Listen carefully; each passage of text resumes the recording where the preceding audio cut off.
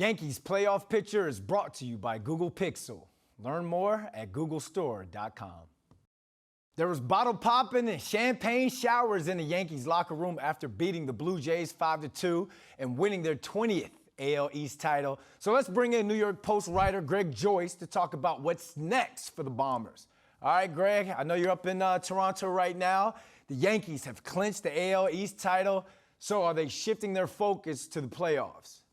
Yeah, certainly they can do that now that they have the number 2 seed in the AL all locked up with a bye into the ALDS. So they got seven games left after today.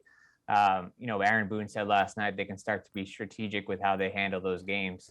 The only real thing to watch for, that means anything over that next 7 games, 8 games including tonight, is Aaron Judge going for number 61 and 62. But besides that, these games are largely going to be about getting some guys off their feet, getting them some rest. One important thing is trying to figure out what they can get out of their bullpen, get guys in certain roles. Boone mentioned last night trying to get Zach Britton into more games because he needs some reps before the postseason to see if they can carry him on their roster, see if they can get Aroldis Chapman straightened out. So they still got some questions to figure out in this next week, but obviously, they can be a little bit more strategic with how they do that now that they have the division wrapped up. You mentioned Aaron Judge in the race to 61. He was walked 4 times. He said, "I'll take 4 walks and a win every single day." All right, so now that they've locked up the AL East title, their opponent hasn't been decided yet. So what team would the Yankees most like to avoid, and who would be the more favorable matchup for them?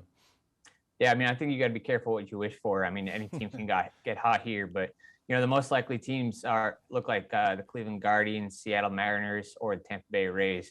The only team of those 3 teams, the only team they have a losing record against this year is the Mariners. They have a pretty good top 3 in their rotation, especially after getting Luis Castillo at the trade deadline, and joining him is Robbie Ray and Logan Gilbert. So that's a pretty strong trio, depending on how their pitching lines up if they were to get past the wild card series. They've played well against the Guardians. They're 5-1 against them this year. The Guardians, they also have some strong pitching, but their lineup isn't as powerful.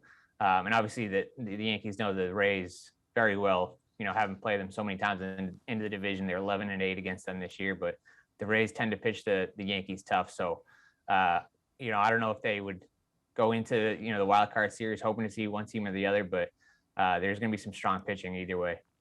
You mentioned any team can get hot. The Yankees are actually one of those teams who kind of are hot now or hot again after kind of stumbling through August. So are they getting better at the right time? Yeah, it certainly seems like it. Like you said, in August, it wasn't pretty there, but they've kind of righted the ship again, gotten some guys healthy.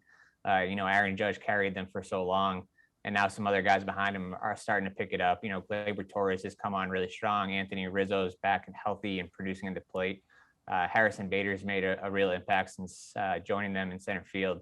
And so, I think it's important that all these guys, kind of help out behind Judge. Obviously, he's a one-man show a lot of the time, but they're going to need some help in the playoffs. So, and getting this bye too allows them some extra time to try to get some more guys healthy. DJ LeMahieu could come back either today or Friday against the Orioles. They're still not sure exactly what they're going to get out of him with, him playing less than 100%. But it seems like the more guys they get back, they still have some question marks, but definitely in a much better place than they were last month. All right, Greg, thanks for your time. Thanks, Brandon.